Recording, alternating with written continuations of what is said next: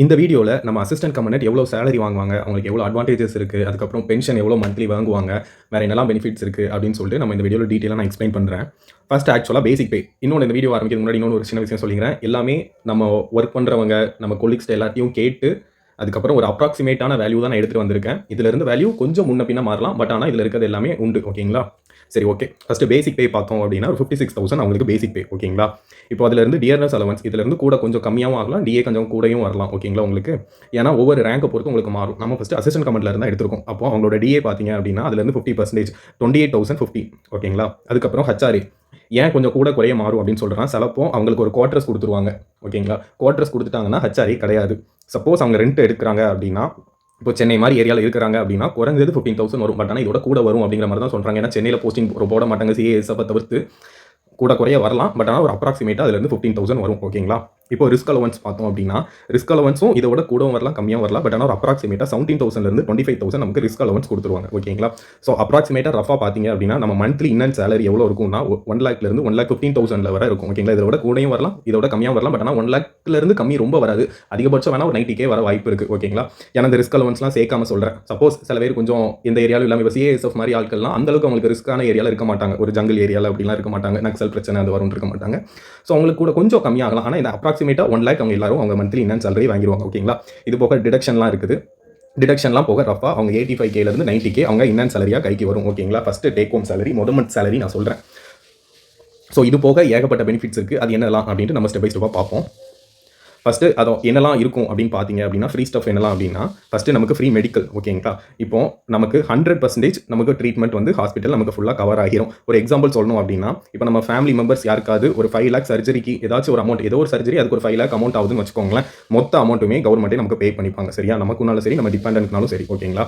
அதனால மொத்த அமௌண்ட் நமக்கு ஃப்ரீ மெடிக்கல் பெனிஃபிட்ஸ் இருக்குது. அது போக பார்த்தீங்கன்னா மந்த்லி நமக்கு ரேஷன் மணின்னு ஒரு அமௌண்ட் உண்டு.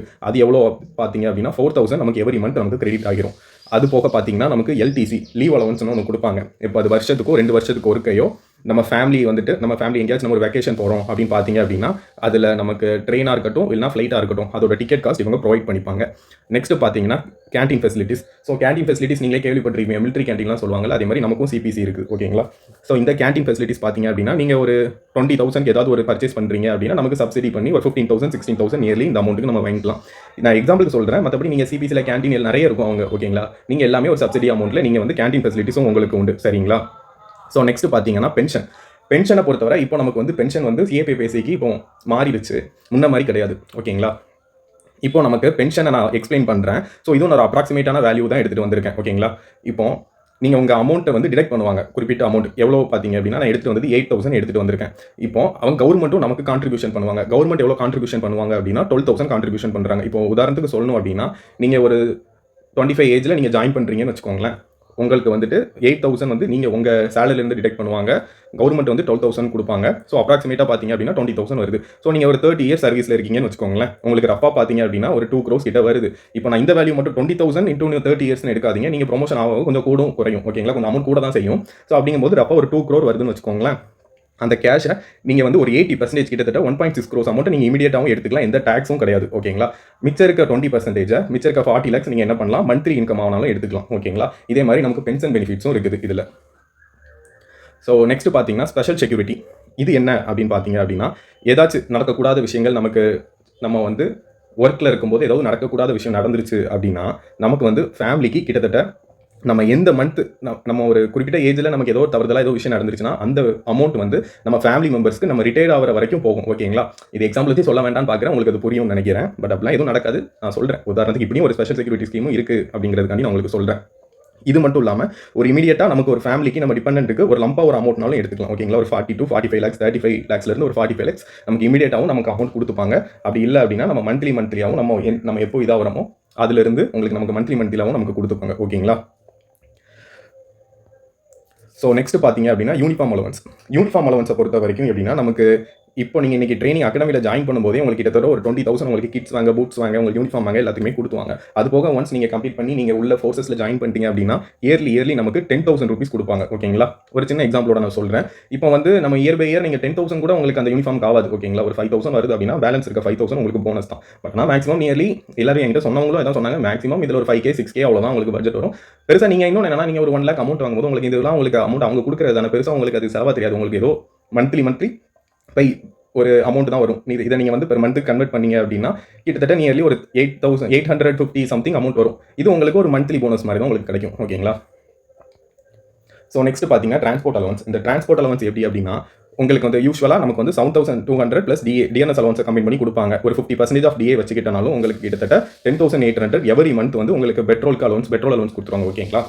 சப்போஸ் நீங்கள் உங்கள் ஆஃபீஸ்லேருந்து உங்கள் வீட்டுக்கு நீங்கள் சைக்கிளில் போனாலும் சரி, நடந்து போனாலும் சரி, இந்த அமௌண்ட் உங்களுக்கு வரதான் செய்யும். ஓகேங்களா? இந்த 10,800 அமௌண்ட் உங்களுக்கு வரதான் செய்யும். இது வந்து ஒரு அப்ராக்சிமேட்டான வேல்யூ. உங்கள் இப்போ அசிஸ்டன்ட் கமாண்டன்ட்னா ஒரு அப்ராக்சிமேட்டாக ஒரு வேல்யூ எடுத்துருக்கு. அடுத்து நீங்கள் டெப்டி கமாண்டன்ட் உங்களுக்கு ஃபோர்ஸ் தாவ போய்கிட்டே தான் இருப்பீங்க. அதில் இருக்க டிஏ வந்து மாறுபடலாம். நான் ஒரு அப்ராக்சிமேட்டான வேல்யூ கொண்டு வந்திருக்கேன். ஓகேங்களா? இப்போ அந்த 10,800 நீங்கள் வந்து உங்களுக்கு அது அமௌண்ட் ஏற தான் செய்யும் மந்த்லி. நீங்கள் நடந்து போனாலும் சரி, இல்லைனா ஒரு சைக்கிளில் போனாலும் சரி, பைக்கில் போனாலும் சரி. ஓகேங்களா? உங்கள் செலவுக்கு அவங்க 10,800 அமௌண்ட் கொடுத்துருவாங்க. நம்ம இஷ்டம் தான், நமக்கு அந்த அமௌண்ட்டை யூஸ் பண்ணிக்கலாமா, இல்லை சப்போஸ் பக்கத்திலே இருந்தாலும் பரவாயில்ல, உங்களுக்கு அமௌண்ட் கொடுக்க தான் செய்வாங்க. ஸோ நெக்ஸ்ட் பார்த்தீங்கன்னா ட்ராவல் பில். இது வந்து ரொம்ப ஒகேஷனலாக நடக்கக்கூடியது. என்ன அப்படின்னு பார்த்தீங்க அப்படின்னா சப்போஸ் நமக்கு ஏதாவது ஒரு அஃபிஷியல் ட்ரிப்பாக நம்ம ஏதாவது ஒரு 10 டேயோ 5 டேயோ நம்ம வெளியில் போகிறோம்னு வச்சுக்கோங்களேன். இப்போ ஒரு 10 டேஸ்க்கு பிளான் பண்ணியிருக்காங்க. அப்போ அந்த 10 டேஸ்க்கு உங்களுக்கு ஒரு நாளைக்கு 1,000 rupees உங்களுக்கு ஸ்டே பண்ணுறதுக்கும் ஃபுட்டுக்கும் அவங்களே கொடுத்துவாங்க, அவங்களே ப்ரொவைட் பண்ணிப்பாங்க. ஓகேங்களா? நம்ம ட்ரிப் இன்னைக்கு போகிறதுலேருந்து அங்கே முடித வரைக்கும் அவங்க per டேக்கு அவங்க கணக்கு பண்ணி அமௌண்ட் கொடுப்பாங்க. சரிங்களா? ஸோ நெக்ஸ்ட் பார்த்தீங்கன்னா சில்ட்ரன் எஜுகேஷன் அலவன்ஸ்.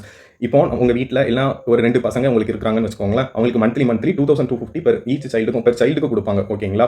அது மட்டும் இல்லாமல் அவங்க ஏதாவது ஒரு ஹாஸ்டலில் இருக்கிறாங்க அப்படின்னு பார்த்தோம்னா 6,750 rupees உங்களுக்கு மந்த்லி கொடுப்பாங்க. இப்போ உதாரணத்துக்கு சொல்லணும்னா per இயருக்கு நீங்கள் அந்த 6,750 இப்போ உங்கள் ஹாஸ்டலில் எங்கேயோ இருந்து தங்கி படிக்கிறாங்க அப்படின்னா per இயருக்கு அதுவே உங்களுக்கு 54,000 உங்களுக்கு ஒரு அமௌண்ட் உங்களுக்கு வரும். ஓகேங்களா? அப்போ சில்ட்ரன் எஜுகேஷன் அலவன்ஸும் நமக்கு இருக்குது. இதுக்கப்புறம் பார்த்தீங்கன்னா லீவ் ட்ராவல் அலவன்ஸ். இப்போ லீவ் ட்ராவல் என்ன அப்படின்னு பார்த்தீங்க அப்படின்னா நான் ப்ரீவியஸாக சொன்ன மாதிரி தான். அதை ஒரு எக்ஸாம்பிளோட சொல்கிறேன். இப்போ உதாரணத்துக்கு நீங்கள் டெல்லி டு கன்னியாகுமரி ஒரு பிளான் பண்ணியிருக்கீங்கன்னு வச்சுக்கோங்களேன். அதோட டிக்கெட் காஸ்ட் 60,000 அவங்களே பே பண்ணிடுவாங்க. கவர்மெண்ட்டே நமக்கு பே பண்ணிப்பாங்க. சரிங்களா? இப்போ உதாரணத்துக்கு எங்கே போனாலும் சரி, நான் ஒரு எக்ஸாம்பிளுக்கு நான் டெல்லி டு கன்னியாகுமரின்னு எடுத்து வந்திருக்கேன். அதுக்கேற்ற அமௌண்ட் எவ்வளோ வருதோ அவங்க அதுக்கேற்ற அமௌண்ட் நமக்கு பே பண்ணிப்பாங்க. ஓகேங்களா? ஸோ மொத்தமாக நம்ம வந்து எக்ஸ்ட்ராவாக நமக்கு என்ன மணிலாம் வருதுன்னு பாருங்களேன். இப்போ யூனிஃபார்முக்கு நான் ப்ரீவியஸாக சொன்ன மாதிரி இப்போ 10K நமக்கு வருஷத்துக்கு கொடுக்குறாங்க அப்படின்னா பெர் மந்த்துக்கு கனெக்ட் பண்ணிங்க அப்படின்னா 830 rupees நமக்கு வருது.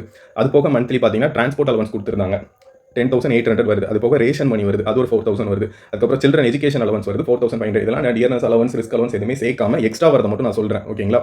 இதுவே கிட்டத்தட்ட பார்த்தீங்க அப்படின்னா நமக்கு வந்து 20,000 இயர்லி இந்த அமௌண்ட்டே வருது. சரிங்களா? இப்போ ஃபைனலாக சொல்லணும் அப்படின்னா சிஏபிஎஸ் பொறுத்தவரை ஒரு ஹை பேயிங் ஜாப். சரிங்களாங்க? அது மட்டும் இல்லாமல் நமக்கு ஏகப்பட்ட அலவன்ஸ் வர இருக்குது. அது எல்லாத்தையுமே நான் உங்கள்கிட்ட சொல்லியிருந்தேன்.